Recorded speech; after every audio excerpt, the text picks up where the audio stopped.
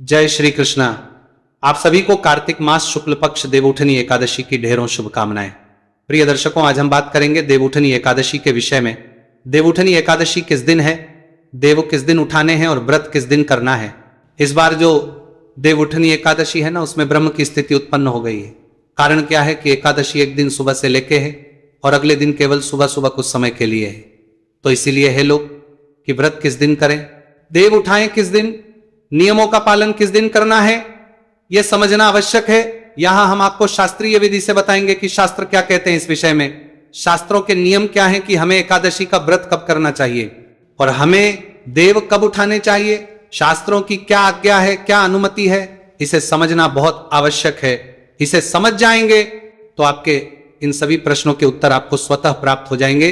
और मैं सदा कहता हूं कि मैं केवल आपको नियम बताता हूं, शास्त्रों की बातें बताता हूं। जब आप उसको हैं पूरा तो अपने आप ही निर्णय करने में सक्षम हो जाते हैं कि आपको किस दिन व्रत करना चाहिए।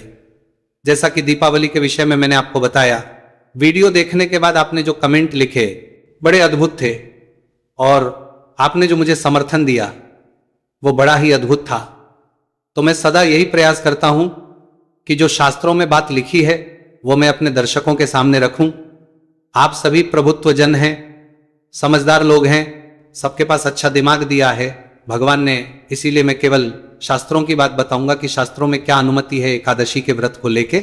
और मैं अपनी राय भी इस दिन आपको करना चाहिए, इस दिन देव उठाने चाहिए, इस विधि से उठाने चाहिए और इन नियमों का आपको पालन करना चाहिए। इसकी पूजा विधि के विषय में भी बात करेंगे कि किस प्रकार से आपको पूजा करनी है, मुहूर्त क्या रहेगा, क्या मंत्र रहेंगे, क्या भोग रहेंगे, भीष्म पंचक किस दिन से शुरू करने हैं। इस प्रकार संपूर्ण जानकारी आप इस एकादशी के विषय में यहां से प्राप्त करेंगे। जानकारी आरंभ करें उससे पहले आपसे निवेदन बस इतना है कि वीडियो यदि अच्छा लगे तो उसे एक बार लाइक अवश्य कर दीजिएगा, क्योंकि आपका एक लाइक मेरे लिए बड़ा महत्वपूर्ण होता है।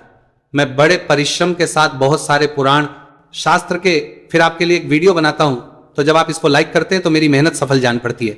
दूसरा ये कि अगर आप मेरी बातों से सहमत हैं, आपको वीडियो अच्छा लगे तो आप उसे शेयर अवश्य कीजिएगा, क्योंकि जब आप शेयर करेंगे तो ये भगवान विष्णु की जानकारी है जो लोगों तक पहुंचेगी और लोग भी इस मार्गदर्शन के द्वारा उत्तम विधि से सही तरीके से भगवान का व्रत पूजन कर पाएंगे। भगवान विष्णु कहते हैं कि जो कोई उनकी जानकारी से संबंधित उनकी जो कथाएं हैं उनको प्रचारित, उनके व्रतों को प्रचारित प्रसारित करता है, वो सदा उस पर कल्याण करते हैं, भगवान विष्णु की कृपा प्राप्त होगी। इसीलिए आप इस वीडियो को अधिक से अधिक लोगों के साथ शेयर कीजिए, व्हाट्सएप कीजिए, फेसबुक पे जहां भी शेयर कर सकते हैं शेयर कीजिए, पर पहले खुद समझिए। अपने व्रत की सफलता के लिए कमेंट बॉक्स में अवश्य लिखिएगा ओम नमो भगवते वासुदेवाय नमः या जय श्री हरि। ये मंत्र जितने लिखे जाएंगे उतना कल्याण होगा। जय श्री। आप देख रहे हैं सनातन धर्म का संसार ज्योतिष संस्थान का प्रतिष्ठित यूट्यूब चैनल सनातन धर्म का संसार। हम यहाँ सभी व्रत और त्योहारों की सही शास्त्रीय जानकारी प्रदान करते हैं। ज्योतिष शास्त्र और पंचांग के आधार पर आपको बताते हैं कौन सी तिथि कब है, व्रत आदि कब करना है, नियम क्या है और मुहूर्त आदि क्या है। यदि आप सही जानकारी पाते रहना चाहते हैं तो कृपया चैनल को सब्सक्राइब कीजिए और बेल आइकॉन को प्रेस कीजिए। जब आप सब्सक्राइब का बटन दबाएंगे तो वहां एक घंटी का निशान बना हुआ आएगा, उसको अवश्य दबाइएगा, तभी आपको हमारी सारी वीडियो प्राप्त होंगी, अन्यथा आपसे जानकारी छूट जाएगी। आइए प्रिय दर्शकों, जानकारी आरंभ करते हैं। बात करते हैं आने वाली एकादशी की। प्रिय भक्तों, कार्तिक मास शुक्ल पक्ष एकादशी जिसका नाम है देवोत्थान एकादशी, देवोठिनी एकादशी, देवोत्थान एकादशी, हरि प्रबोधिनी एकादशी या देव प्रबोधिनी एकादशी, इस प्रकार से अनेक नाम हैं। अलग अलग प्रांतों में लोग अलग अलग नामों से जानते हैं, परंतु ये एकादशी एक ही है जो कार्तिक मास के शुक्ल पक्ष की एकादशी कही गई है, जो कि अब वाली एकादशी है। ये एकादशी इसलिए महत्वपूर्ण होती है क्योंकि इस एकादशी पर जगत के जो पालनहार भगवान श्री हरि विष्णु है वो जागृत होते हैं और योग निद्रा से जागते हैं। 4 महीने की योग निद्रा होती है भगवान की मास में। देवशयनी एकादशी पर वो शयन करते हैं। उसके बाद चातुर्मास शुरू होता है और चातुर्मास की समाप्ति होती है। इसी एकादशी पर चातुर्मास भी समाप्त होगा, इसी एकादशी पर देव सो के उठेंगे, इसी एकादशी पर जो शुभ मांगलिक कार्यों पर प्रतिबंध लगा होता है, रोक लगी होती है, वो भी समाप्त हो जाएगी इसी एकादशी पर और भी शुरू हो जाएगा। इसी एकादशी से सोचिए कितने बड़े बड़े काम हैं जो इस एकादशी पर निर्भर करते हैं, और बहुत बड़ा कर्म तुलसी विवाह भी होता है इसी एकादशी पर। इसलिए अब आप इससे एक अंदाजा लगा सकते हैं कि कितनी महत्वपूर्ण होगी ये एकादशी, कितनी बड़ी है ये एकादशी। इस समय कोई और एकादशी है नहीं। हम निर्जला एकादशी को बहुत बड़ी मानते हैं क्योंकि उसका व्रत जो है कठिन होता है, परंतु ये उससे कई गुना अधिक बड़ी है। इसके महत्व को समझिए। इस एकादशी पर किया जाने वाला आपका एक एक कर्म आपका भविष्य निर्धारित करता है। सदकर्म करेंगे तो उत्तम भविष्य की ओर लेकर जाएगा, और दूषित कर्म करेंगे तो उसके परिणाम आपके लिए अशुभ कार्य होंगे। इसलिए इस एकादशी पर हमें बहुत ध्यान देने की आवश्यकता है। कैसे ये एकादशी आपको पार कर सकती है? प्रिय दर्शकों, मैं इस विषय में बोलूं, बहुत छोटा मनुष्य हूं। इस विषय में स्वयं देव बोले हैं। ब्रह्मदेव कहते हैं पृथ्वी पर गंगा की महत्ता और समुद्रों तथा तीर्थों का प्रभाव तभी तक है जब तक कार्तिक मास की देव प्रबोधिनी एकादशी तिथि नहीं आती। समझ रहे हैं आप? वो कहते हैं कि पृथ्वी के ऊपर चाहे वो गंगा हो, चाहे तीर्थ हो, चाहे संगम आदि समुद्र हो, उन सभी का प्रभाव तब तक है जब तक बात देव प्रबोधिनी, हरि प्रबोधिनी, देव उठनी एकादशी की नहीं होती। जब देव प्रबोधिनी, देव उठनी एकादशी की बात हो जाए तो ये सब हैं, चाहे वो गंगा का फल हो, चाहे संगम का फल हो, चाहे तीर्थों का फल हो, ये सब फल देव उठनी एकादशी के उस फल के सामने बहुत छोटे हो जाते हैं। ब्रह्मदेव कहते हैं कि जो मनुष्य 1000 अश्वमेध और 100 रासुए यज्ञों से फल प्राप्त करता है, उतना फल केवल देव प्रबोधनी एकादशी के एक व्रत करने मात्र से प्राप्त हो जाता है। सोचिए, और ये मेरे वाक्य नहीं है, ये ब्रह्म वाक्य है, पुराणों में लिखा है। मैं वहां से बता रहा हूं, आपको कथा आदि सुनेंगे, सही कथा आप सुनते हैं जो पुराणों में वर्णित होती है, तो आपको वहां पे भी इसका वर्णन मिलेगा, अवश्य मिलेगा। ये ब्रह्मदेव कह रहे हैं कि मनुष्य को जो फल 1000 अश्वमेध यज्ञ और 100 राजसूर्य यज्ञ से मिलता है ना, वो फल केवल इस एकादशी के व्रत करने मात्र से प्राप्त हो जाता है। और ये किसको कह रहे हैं? वो ये देवर्षि नारद और ब्रह्मदेव की वार्तालाप चल रही है। देवर्षि नारद पूछ रहे हैं तो ब्रह्मदेव इसके विषय में वर्णन कर रहे हैं। प्रिय दर्शकों, इस एकादशी के 3 प्रकार के व्रत जो हैं ब्रह्मदेव द्वारा कहे गए हैं। सामान्यतः आप जो व्रत करते हैं, कुछ लोग व्रत करते हैं कि वक्त का फल आहार किया जाता है, लेकिन यहां ब्रह्मदेव 3 प्रकार के व्रत कहते हैं। इसके विषय में ये संक्षेप में जान लेते हैं, फिर हम एकादशी के व्रत पूजन आदि के ऊपर आते हैं। ब्रह्मदेव कहते हैं कि जो 3 प्रकार के व्रत है ना, उनका उसी प्रकार से फल भी है। ब्रह्मदेव भो नारद है। नारद, एक बार भोजन करने वाले मनुष्य एक जन्म के पापों का नाश कर लेते हैं। अर्थात जो दिन में एक बार भोजन का व्रत करता है, उसके एक जन्म के पापों का नाश होता है। जो रात्रि को भोजन करते हैं, अर्थात दिन में भोजन नहीं करते, केवल रात्रि को भोजन करते हैं, ऐसा करने से उनके 2 जन्मों का पाप नाश होता है। और जो पूरा दिन उपवास करते हैं, उनके 7 जन्मों के पापों का नाश होता है। इस प्रकार से इसके व्रत हैं। अब आप कहेंगे जी ऐसा क्यों? ऐसा इसलिए क्योंकि यह बड़ी महत्वपूर्ण तिथि है। ईश्वर भी चाहते हैं कि सभी लोग इसका व्रत करें। अब सभी लोग जो हैं वो निर्जल व्रत नहीं कर सकते, फलाहारी नहीं सकते, बिना खाए नहीं रह सकते, तो इसीलिए अलग अलग प्रकार से विधान दिए गए हैं इसके, जिससे कि कम से कम करें। तो सही मनुष्य ब्रह्मदेव कहते हैं कि नारद, इस त्रिलोकी में ऐसी कोई वस्तु ही नहीं है जिसे इस एकादशी के व्रत के प्रभाव से प्राप्त नहीं किया जा सकता। अर्थात ऐसी कोई भी वस्तु है आपके जीवन में जो आप पा नहीं पा रहे हैं, तो ये एकादशी का व्रत कीजिए संकल्प करके, उस वस्तु के प्राप्ति के लिए वह वस्तु आपको प्राप्त हो जाएगी। इसे मनोकामना भी कहा जाता है। इतना बड़ा ब्रह्म वाक्य आपके लिए लिखा है, तो साधारण एकादशी नहीं है। फिर मैं कहूंगा कि इसको अधिक से अधिक लोगों के साथ शेयर कीजिए जानकारी को, जिससे कि सब लोग लाभ ले सके। आइए अब इसके नियमों की जानकारी पा लेते हैं और पूजन आरंभ करते हैं। नियमों में विशेष रूप से दशमी तिथि से इसके नियम आरंभ होते हैं। दशमी तिथि को ही आपको जो भी माताएं बहनें हैं, बाल आदि धो के नियम धारण कर लेना है, ब्रह्मचर्य धारण कर लेना है। एक वक्त का भोजन कहा गया है। दशमी तिथि पर रात्रि को आपको नहीं खाना चाहिए। अगर संभव है आपके लिए ये नियम पालन करना है तो कीजिएगा, पर मैं ये अवश्य कहूंगा कि स्वास्थ्य का ध्यान अवश्य रख लीजिएगा। कांसे का पात्र त्याग कहा गया है। व्रत के एक दिन पहले से ही मसूर की दाल का भी त्याग कहा गया है। तो इन बातों का ध्यान रखिएगा। मूली बैंगन का त्याग है, इनका ध्यान रखते हुए व्रत के एक दिन पहले का दिन व्यतीत कीजिए। अगले दिन, व्रत वाले दिन आप सूर्योदय से पहले उठिएगा। उठने के बाद स्नान आदि करके स्वच्छ वस्त्र धारण करके और फिर हम व्रत पूजन करेंगे।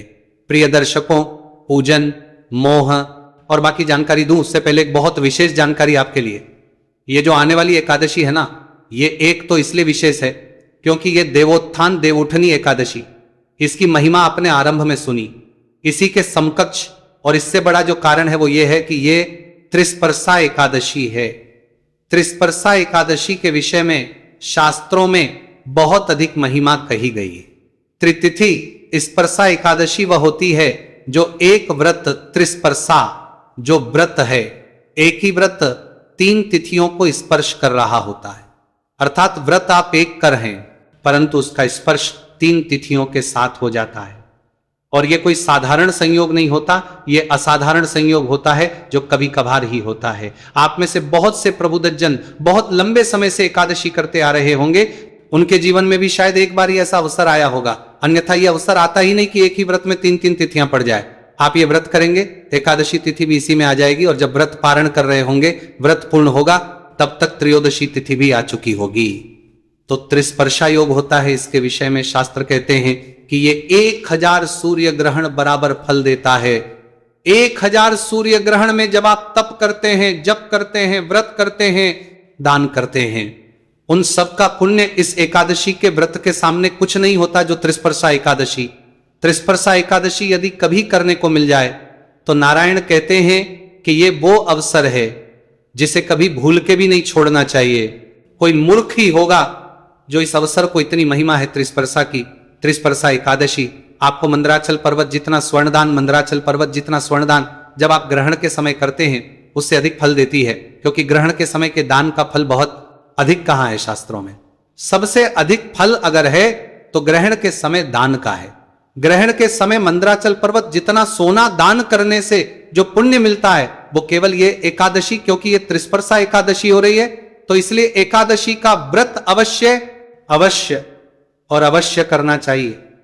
यह अवसर बार बार नहीं आता, जीवन में 1-2 बार ही आता है। आप सौभाग्यशाली हैं कि आपके जीवन में यह अवसर आया है, तो कृपया इसे कीजिएगा। अब हम पूजन की ओर आगे बढ़ेंगे। स्नान आदि करके, स्वच्छ वस्त्र धारण करके और आसन लगा के बैठ जाइए। सामग्री सारी एकत्र कर लीजिएगा। सामग्री में आपके पास होनी चाहिए भगवान श्री हरि विष्णु की तस्वीर या प्रतिमा, शालिग्राम स्वरूप हो, चाहे आपके पास लड्डू गोपाल स्वरूप हो।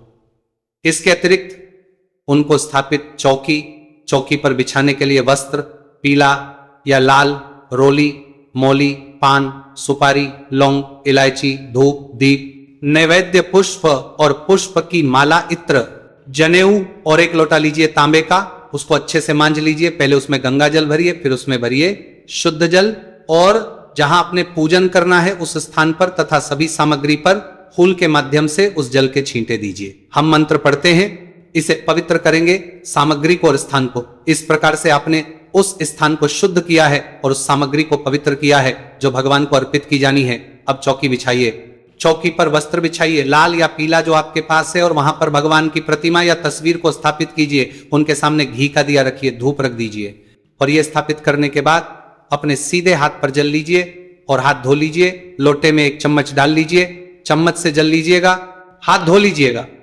हाथ धोने के बाद 1 चम्मच जल आपने ग्रहण करना है। चम्मच का भी प्राय छोटा चम्मच जो आता है ना, बहुत बड़ा चम्मच नहीं, जिसे जला चमनी कहते हैं, अचमनी आती है एक छोटी सी, तो आप उससे अपने सीधे हाथ पे जल लीजिए और एक मंत्र पर वह एक चम्मच जल से अचमनी कीजिए, अर्थात एक मंत्र पर वह एक चम्मच जल हाथ पे लेके पी जाइएगा। ओम माधवाय नमः, नारायणाय नमः, ओम ऋषिकेशाय नमः, नमः अपने हाथ पे लीजिए जल चौथी बार में और हाथ धो लीजिए। हाथ धो के अपने आप को तिलक कीजिए, मौली बांधिए और सामने रखिए। धूप और दीपक को प्रज्वलित कीजिए। व्रत पूजन का संकल्प कीजिएगा। संकल्प करने के लिए सीधे हाथ पे जल लीजिए, 1 रुपए का सिक्का दक्षिणा के रूप में कम से कम रखिए, अधिक जो भी रखना चाहे रख सकते हैं। पुष्प रखिए, 3 बार बोलिए ओम श्री विष्णु, ओम श्री विष्णु, ओम श्री विष्णु।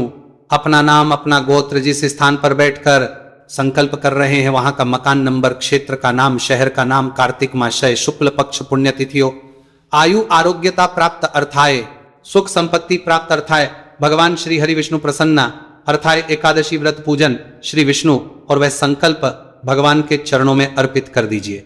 इसी दिन आपका संकल्प भी ले सकते हैं, और अगर कोई अन्य नियम आरंभ कर रहे हैं उसका संकल्प भी ले सकते हैं।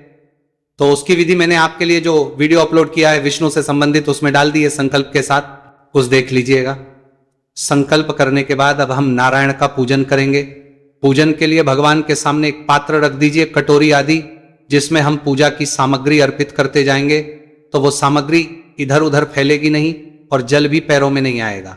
सबसे पहले भगवान को पद्य अर्घ्य आज मन ही अर्पित करेंगे। तो 1-1 चम्मच जल अर्पित कीजिएगा 1-1 मंत्र पर। ओम एकादशी हरि विष्णु पूजन अंतर्गत पद के रूप में 1 चम्मच जल अर्पित कीजिए। स्नान के लिए फूल से जल के छींटे दीजिए, भगवान को स्नान करा रहे हैं ये भाव रखिए।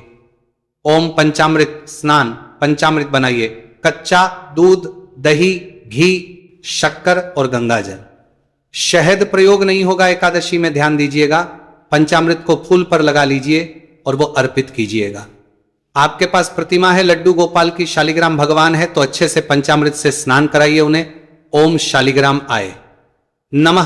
पंचामृत स्नान, पंचामृत से स्नान कराएं भगवान को। पंचामृत से नहलाने के बाद शुद्धियों तक स्नान कराते हैं, तो पुनः शुद्ध जल से स्नान कराइएगा। शुद्ध जल से छींटे दीजिए, भगवान को वस्त्र अर्पित कीजिए, मौली का टुकड़ा तोड़िए और वस्त्र के रूप में अर्पित कीजिए। ओम पवित्र पवित्र अर्पित करेंगे। जनेऊ लीजिए, जनेऊ को रोली कुमकुम आदि से तिलक कर लीजिएगा, वो अर्पित कीजिएगा।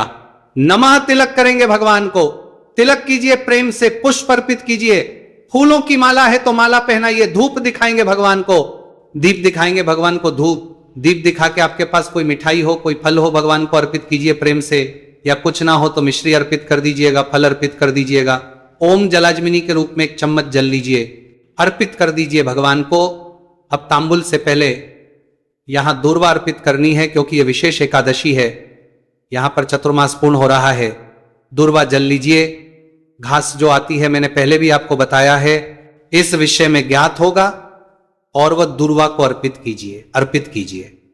अब तांबूल, पान का पत्ता लीजिए, उस पे 2 लौंग, 2 इलायची, 1 सुपारी रखिए, वह अर्पित कीजिए। शुभ दक्षिणा, जो भी दक्षिणा अर्पित करना चाहते हैं ना, आप प्रेम से दक्षिणा अर्पित कीजिए भगवान को। दक्षिणा अर्पित करके हाथ जोड़ के नमस्कार कीजिए। और अब आप एकादशी की पुण्यदायी कथा सुनिए। कथा अवश्य सुनिएगा, कथा के बिना फल अधूरा है। और विष्णु शास्त्र नाम का पाठ श्रवण कीजिएगा। कथा इस बार थोड़ी बड़ी होगी, क्योंकि इस एकादशी की कथा काफी बड़ी है, बहुत सारे विशेष उसके अंदर जानकारियां आती हैं, उनको ध्यान सुनिएगा। सही कथा सुनने के लिए चैनल पर नए हैं तो सब्सक्राइब कर लीजिएगा। कथा आदि सुनने के बाद आरती कीजिएगा। आरती में कथा के साथ ही रिकॉर्ड कर देता हूं। आरती करके फिर आप नियमों के अनुसार दिन को व्यतीत कीजिएगा, और अगले दिन आपने इसका पालन करना है। नियमों में विशेष रूप से ब्रह्मचर्य का पालन, किसी का अहित नहीं करना, क्रोध नहीं करना, बुरा नहीं करना, अधर्म नहीं करना, सब पर दया करते हुए, भगवान को ध्यान करते हुए सायंकाल को कीर्तन कीजिएगा। और कीर्तन के बाद रात्रि काल को जागरण की बहुत अधिक महिमा है। इस एकादशी में अगर जागरण करते हैं तो उसका पुण्य अद्भुत आ गया है। कथा में भी इसका वर्णन आएगा, ध्यान से सुनिएगा, क्योंकि यहां बताने जाऊंगा फिर और बड़ा हो जाएगा वीडियो। पर ध्यान दीजिए, जागरण का अभिप्राय ये नहीं है कि टीवी चला के शुरू हो गए, जी टीवी देख लिया जागरण हो गया, नहीं। भगवान की भक्ति करनी है जागरण में, इसका पुण्य कई लाख गुना अधिक हो जाता है। जब आप जागरण करते हैं इस एकादशी पर, तो इस प्रकार से दिन को व्यतीत कीजिए। अगले दिन सूर्योदय के बाद आपने पारण करना है, उठ जाना है सूर्योदय से पहले, स्नान आदि से निवृत्त हो के पूजा पाठ करके, और फिर भगवान का पारण करेंगे। पारण का वीडियो मैं अलग से डालूंगा, विधि पूरी बताऊंगा। बड़ी एकादशी है, ध्यान दीजिए। अब महत्वपूर्ण जानकारी की, यह व्रत करना किस दिन है, देव किस दिन उठाने हैं, और जो विवाह होगा तुलसी माता का वो किस दिन करना है। प्रिय दर्शकों, ये जो एकादशी तिथि है ना, इसकी शुरुआत हो रही है 1 तारीख को सुबह 9:11 पर, और 2 तारीख को सुबह 7:31 पर यह समाप्त हो जाएगी। परंतु शास्त्रों में साफ साफ लिखा है कि दशमी वेधा एकादशी कभी नहीं करनी चाहिए। ये सभी पुराणों में वर्णित है। विष्णु पुराण में वर्णन आता है, पद्म पुराण में वर्णन आता है, नारद पुराण में वर्णन आता है। दशमी वेधा एकादशी करते हैं वो नरकगामी होते हैं, इसीलिए 1 तारीख को कोई व्रत नहीं करेगा। ध्यान रखिएगा, मैं अपने आप से नहीं बोल रहा, शास्त्रों में लिखा है। आप पढ़ना चाहते हैं पढ़ लीजिएगा, मैंने पुराणों के नाम भी दे दिए हैं आपको। तो व्रत आप करेंगे, केवल 2 तारीख को द्वादशी युग का व्रत श्रेष्ठ व्रत होता है। और कभी अगर असमंजस होना तो नारद पुराण तो यह भी कहता है कि किसी से बिना पूछे द्वादशी के दिन ही व्रत कर लो जी, एकादशी का श्रेष्ठ होता है ये, मैं नहीं पुराण कहता है। तो व्रत आपको करना चाहिए। प्रिय दर्शकों, नियमानुसार सिर्फ और सिर्फ 2 तारीख को, शास्त्रीय नियम तो यही कहता है। शास्त्रीय कहते हैं कि जिस दिन एकादशी अगर 2 घटी भी होना और उसके बाद द्वादशी आ रही हो तो वह श्रेष्ठतम दिन है एकादशी का व्रत करने के लिए। इसीलिए द्वादशी देव उठाने हैं आपको। द्वादशी की रात्रि को आप चाहें तो 1 की रात्रि को भी उठा सकते हैं, पर द्वादशी की रात्रि को उत्तम है। तुलसी विवाह द्वादशी को ही सायंकाल को होगा। अब पूजन के लिए शुभ मुहूर्त मैं आपको बता देता हूं। पूजा के लिए जो उत्तम समय रहेगा 2 तारीख रविवार को, वो रहेगा 9:30 बजे से और 12:30। ये उत्तम समय है। इसमें आप एकादशी का पूजन कीजिए, भगवान श्री हरि विष्णु का पूजन कीजिए, कल्याणकारी रहेगा।